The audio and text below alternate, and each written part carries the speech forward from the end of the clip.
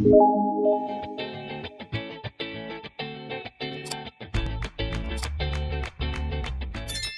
kali ini saya akan menjelaskan tentang definisi dan konsep dasar dari matrik. Nah, matrik merupakan suatu susunan angka-angka yang bukan bertujuan untuk memberikan jumlah nilai untuk sekumpulan angka tersebut. Oke, kita perhatikan dulu permasalahan berikut ini.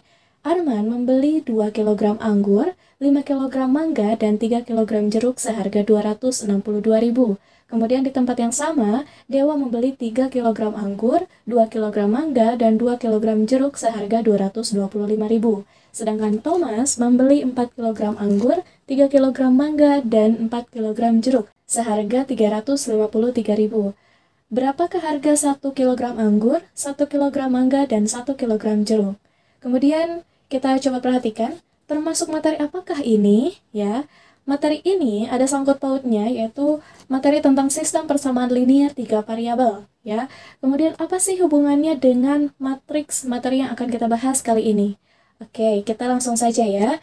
Biasanya dalam menyelesaikan permasalahan sistem linear 3 variabel ini, kita akan menyajikan data yang ada di dalam soal ke dalam bentuk tabel seperti ini ya. Ini adalah tabel bantu. Nah, di sini ada Arman, Dewa, Thomas, kemudian ada anggur, mangga, jeruk, dan harga. Nah, sekarang kita isi tabel ini dengan informasi yang ada dalam permasalahan yang tadi ya. Arman di sini ada 2 kg anggur, kemudian 5 kg mangga, 3 kg jeruk, seharga 262.000.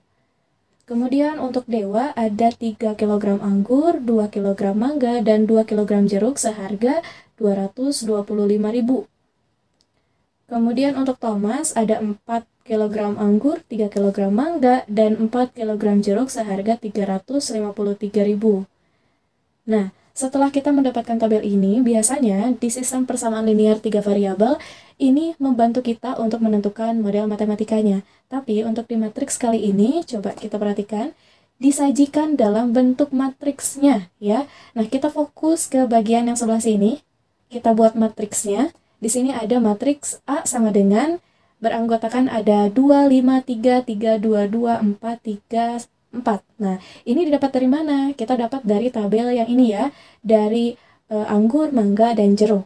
Oke, ini adalah bentuk matriks. Nah, biasanya kan kita kalau mendapatkan soal seperti ini, kita mengerjakannya dengan cara sistem persamaan linear 2 variabel atau 3 variabel ya, sesuai dengan konteks soalnya. Nah, tapi ternyata permasalahan seperti ini yang ada di kehidupan sehari-hari juga dapat diselesaikan dengan cara matriks ya. Jadi ini adalah penerapan konsep dari matriks.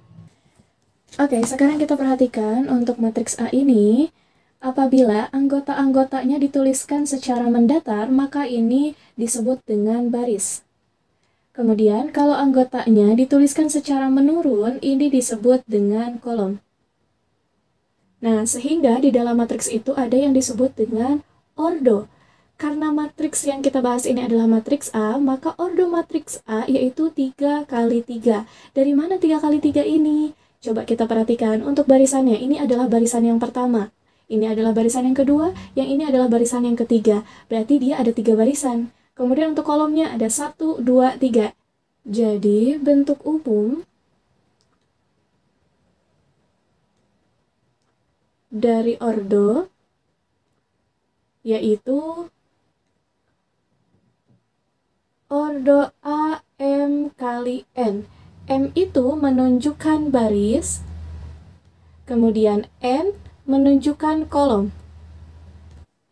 Sehingga kalau misalkan saya punya di sini ada matriks B sama dengan anggotanya adalah A, B, C, D. Nah, ini matriks B ini mempunyai ordo B yaitu 2 dikali 2 ya. Kalau misalkan saya punya lagi di sini ada matriks C yang beranggotakan 1, 2, 3, 4, 5, 6. Nah, ini kita lihat ordonya C yaitu ada 2 baris, berarti kita tulis 2 kali untuk kolomnya di sini ada 3 ya. Berarti ordo C itu adalah 2 kali 3 ya. Oke, kemudian di sini ada bentuk umum dari matriks yaitu ada A sama dengan Beranggotakannya itu ada A11, A12, A13, A21, A22, A23 sampai dengan AMN ya. Maksudnya apa nih kalau yang disebut dengan A11? A11 yaitu anggota matriks yang terletak pada baris ke-1. Ini barisannya ya. Dan kolom ke-1, ini adalah kolom ke-1.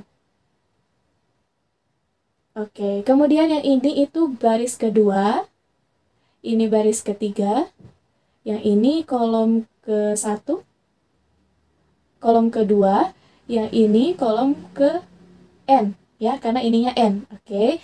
Nah, jadi kalau misalkan saya tanya di sini, A23 itu apa? Anggota matriks yang terletak pada baris kedua nih, kemudian kolomnya ketiga, ya, maka ini adalah posisi A23. Dan seterusnya ya, jadi nanti bisa disesuaikan dengan ordo dari masing-masing matriks. Jadi matriks itu apa sih? Matriks adalah sekelompok bilangan yang disusun membentuk persegi atau persegi panjang. Kemudian di dalam matriks ada yang disebut dengan ordo, baris, dan kolom ya. Kita lanjutkan di sini ada contoh soal. Jika matriks R sama dengan 10, 12, 13, 7, negatif 1, 9, maka anggota matriks 32 adalah, nah sekarang kita cek di sini, 3 itu tadi sebagai baris. Ya, berarti oh kita pengennya baris ketiga nih, perhatikan baris ketiga. Oke, kemudian kolomnya di sini adalah kolom kedua. Nah, kolom kedua itu berarti yang sebelah sini ya. Nah, ini adalah K2. Sehingga anggota matriks A32 baris ketiga kolom kedua yaitu adalah 9 ya. Kemudian ada contoh soal lagi, jika AIJ sama dengan 3I dikurangi 2J maka anggota matriks A34 adalah, oke, kita lihat dulu di sini I itu dia menunjukkan sebagai baris. Kemudian J ini menunjukkan sebagai kolom. Berarti I itu nanti akan disubstitusikan baris keberapa, kemudian J-nya adalah kolom keberapa. Nah, kita akan selesaikan soal ini. Tadi permintaannya adalah baris ketiga dan kolom keempat. Kita substitusikan ke dalam rumusnya, yaitu 3, I-nya adalah 3 dari sini, ya. Kemudian dikurangi 2 J-nya. J adalah kolom, berarti 2 dikali 4 ya. Hasilnya adalah 3 kali 3, 9 dikurangi 8, sama dengan 1. Maka anggota matriks A34 adalah 1. Oke, kita coba lagi nih. Untuk soal yang pertama ini, saya minta ada A22 ya. Berarti dia mintanya baris kedua, kemudian kolom kedua. Nah, ini adalah kolom kedua, baris kedua, kolom kedua. Yang ketemu adalah 7 ya. Nah, kemudian saya minta ada A12. Nah, baris ke-1, kita lihat baris ke-1, kemudian kolomnya kedua. Nah, baris ke-1, kolom kedua ketemunya ada di 12 ya. Oke, supaya lebih paham lagi, di sini misalkan saya minta A21 ya. Coba kita perhatikan. Baris kedua ya, baris kedua nih kita fokus, kemudian kolomnya ke-1. Nah, yang bertemu atau berpotongan itulah nilai dari A21 ya, berarti kita punya 3 nih, angka 3. A21 itu adalah 3. Kemudian kita tentukan ordo dari matriks R, yaitu ada ini baris ke-1, ini baris kedua, berarti ada 3 baris, dan yang ini ada 2 kolom ya, berarti ordonya adalah 3 baris, kita tulis 3 kali kolomnya ada 2, 3 kali 2 ya, ini adalah ordo dari matriks R-nya. Nah, kemudian kita coba lagi untuk soal yang kedua ini. Kalau misalkan di sini saya minta ada A13, nah kita substitusikan. 1 itu sebagai I, 3 sebagai J. 3 I dikurangi 2J. I-nya adalah 1, 3 kali 1 dikurangi 2, J-nya adalah 3. Nah, maka hasilnya adalah 3 dikurangi 6. Sama dengan negatif 3. Oh, berarti anggota dari A13 adalah negatif 3 ya. Nah, kemudian ini ada contoh soal yang ketiga. Nah, kita perhatikan dulu nih soalnya. Di sini ada A, M, N. Ingat, M ini sebagai baris yang menunjukkan baris, kemudian untuk N dia menunjukkan kolom. Jadi tidak boleh tertukar ya. Untuk yang awal menulis, dia menunjukkan baris, maaf. Kemudian untuk yang belakangnya dia menunjukkan kolom, sehingga kita bisa tepat dalam mensubstitusikannya ke dalam rumus. Nah, sekarang kita coba cari untuk A11. Berarti ini M-nya 1, N-nya 1. Kita substitusikan. 2 dikali 1 ditambah 1 sama dengan 3. Sekarang kita cari untuk A12. M-nya adalah 1, N-nya adalah 2. Berarti kita substitusikan 2 kali N, N-nya tadi adalah 2, ditambah M-nya yaitu 1, sama dengan 5. Kemudian untuk A13 sama dengan 2 dikali N, N-nya di sini adalah 3, ditambah 1, sama dengan 6. Nah, kemudian kita cari lagi. Ada A21 sama dengan M-nya 2, N-nya 1. Berarti 2 dikali 1 ditambah 2 sama dengan 4. Kemudian ada A22. Ini berarti 2 dikali 2 ditambah 2 sama dengan 6. Untuk A23, 2 dikali 3 ditambah 2 sama dengan 8. Kemudian setelah kita mendapatkan anggota-anggota dari matriks tersebut, kita tulis kembali untuk matriks B-nya. A11 nih, A11 letaknya di sini. Kita tuliskan tadi hasilnya adalah 3. Kita tulis di sini 3. Kemudian ada A12 yaitu hasilnya 5, kita tulis di sini. Kemudian ada A13, kita tulis hasilnya 6. Nah, di bawahnya nih ada A21, tadi kita sudah dapat 4. Kemudian A22 kita dapat hasilnya adalah 6. Kemudian untuk A23 kita dapat hasilnya adalah 8. Nah, jadi ini matriks B itu anggotanya adalah 3, 5, 6, 4, 6, 8 gitu ya teman-teman. Sekarang kita lanjut ke matrik-matrik khusus. Yang pertama, di sini ada yang disebut dengan matriks kolom dan matriks baris ya. Ingat, kolom itu ditulisnya menurun anggota-anggotanya ya. Kemudian kalau baris itu ditulisnya mendatar. Contoh dari matriks kolom, misalkan ada A sama dengan 1, 2, 3. Nah, ini disebut matriks kolom karena dia anggota-anggotanya ditulis secara menurun ya. Kemudian untuk matriks baris, misalkan di sini ada matriks B yaitu 3, 4, 5. Nah, ini anggota-anggotanya ditulis secara mendatar ya. Oke, kemudian untuk matriks yang kedua, di sini ada matriks 0. Nah, contohnya ada matriks C sama dengan 0, 0, 0, 0 ya. Kemudian ada juga matriks D, anggotanya adalah 0, 0, 0. Nah, kenapa disebut dengan matriks 0? Karena, nah, coba kita perhatikan ya, anggota-anggotanya di sini semuanya adalah 0. Maka ini disebut dengan matriks 0.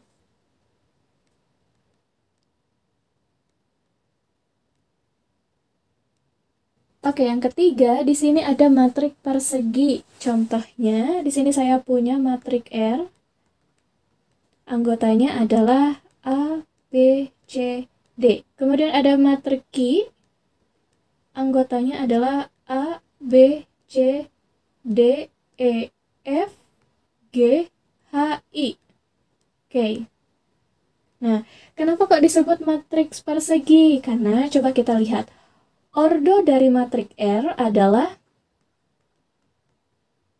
2 kali 2 ya. Ini ada 2 baris, ada 2 kolom. Kemudian untuk ordo dari matriks Q yaitu di sini ada 1, 2, 3, ada 3 baris. Kemudian kolomnya 1, 2, 3. Nah, lalu apa sih ciri-ciri dari matriks persegi? Jadi matrik persegi itu apabila matriks memiliki ordo M kali M ya. Jadi harus sama, misalkan seperti yang tadi matrik R ordonya 2 kali 2. Terus matrik Q 3 kali 3. Nanti kalau misalkan ada lagi 4 kali 4. Kemudian nomor 4 ada matriks segitiga.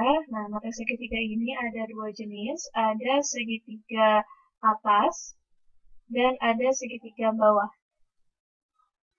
Oke, untuk yang segitiga atas, contohnya saya punya matrik A 1, 2, 3, 0, 4, 5, 0, 0, 6. Nah, ini contoh dari matriks segitiga atas. Kenapa disebut dengan segitiga atas? Karena coba perhatikan ini diagonal utamanya itu ada 1, 4, 6. Disebut dengan segitiga atas karena bagian bawah dari diagonal utamanya itu anggotanya adalah 0. Sedangkan bagian atas dari diagonal utamanya itu selain angka 0. Ya. Kemudian untuk segitiga bawah. Contohnya di sini saya punya matrik B, anggotanya adalah 1, 0, 0, 2, 3, 0, 4, 5, 6. Nah, kalau yang segitiga bawah itu kebalikannya dari segitiga atas. Ini diagonal utamanya itu ada 1, 3, 6. Di bagian atas dari diagonal utama beranggotakan 0 semuanya. Sedangkan di bagian bawah dari diagonal utamanya itu angkanya selain angka 0. Gitu ya. Kemudian yang kelima, ada matrik diagonal. Contohnya ada matrik A yang beranggotakan 1, 0, 0, 0, 2, 0, 0, 0, 3. Nah, coba lihat di sini, diagonal. Nah, jadi yang dimaksud dengan matrik diagonal adalah bagian diagonalnya saja yang angkanya selain 0. Jadi sisanya di sini 0, di bawahnya pun 0. Tapi yang diagonal, dia angkanya selain 0 gitu ya. Kemudian untuk yang keenam, di sini ada matriks skalar. Contohnya di sini ada matrik B yang anggotanya adalah 200, kemudian 020, ada 002. Oke, kita bandingkan dengan matrik diagonal ya. Coba perhatikan diagonalnya. Ya, hanya diagonalnya saja yang anggotanya selain 0. Kemudian matrik skalar juga sama, hanya diagonalnya saja yang anggotanya selain 0. Bedanya apa? Coba perhatikan. Kalau di sini diagonalnya itu angkanya berbeda-beda ya. Tapi kalau di matrik skalar angkanya itu sama.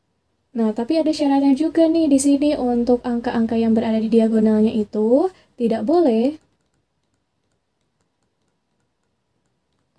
0 dan tidak boleh 1 gitu ya. Jadi harus selain angka 0 dan 1 untuk di bagian diagonalnya. Itulah yang disebut dengan matriks skalar. Kemudian untuk matriks yang ketujuh di sini ada matriks identitas ya. Coba kita perhatikan lagi, ada contoh.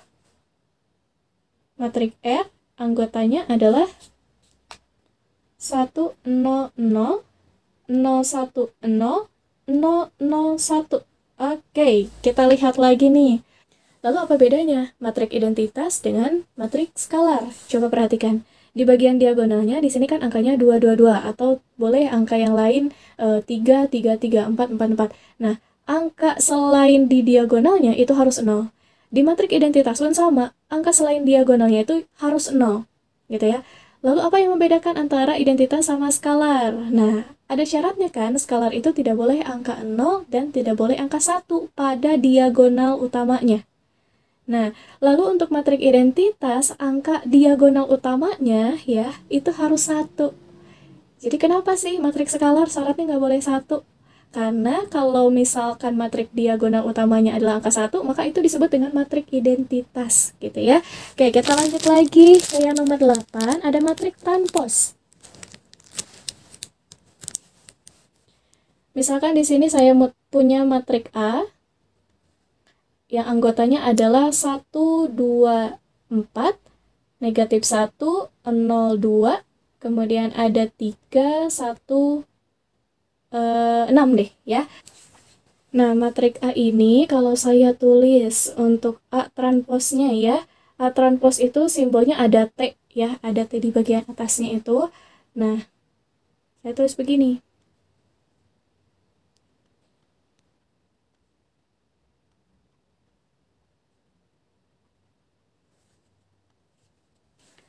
Nah, ini kan angkanya 1, negatif 1, 3. Kalau di A transpos, di sini ada 1, negatif 1, 3. Lihat bedanya, kalau ini ditulisnya menurun alias kolom, kalau yang ini ditulisnya mendatar alias baris ya. Nah, kemudian untuk yang berikutnya di sini ada 201. Ini bentuknya kolom. Nah, kemudian untuk di A transpos, 201 itu ditulisnya mendatar baris ya. Selanjutnya ada 426. Ini ditulisnya kolom. Kemudian di sini di A transpos ternyata ditulisnya 426 mendatar baris ya.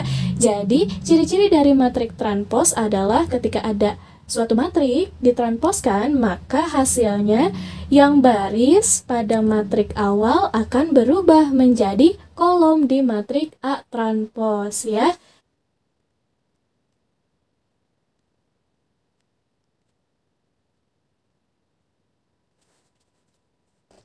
Sekian pembelajaran hari ini, sampai ketemu di video pembelajaran selanjutnya. See you!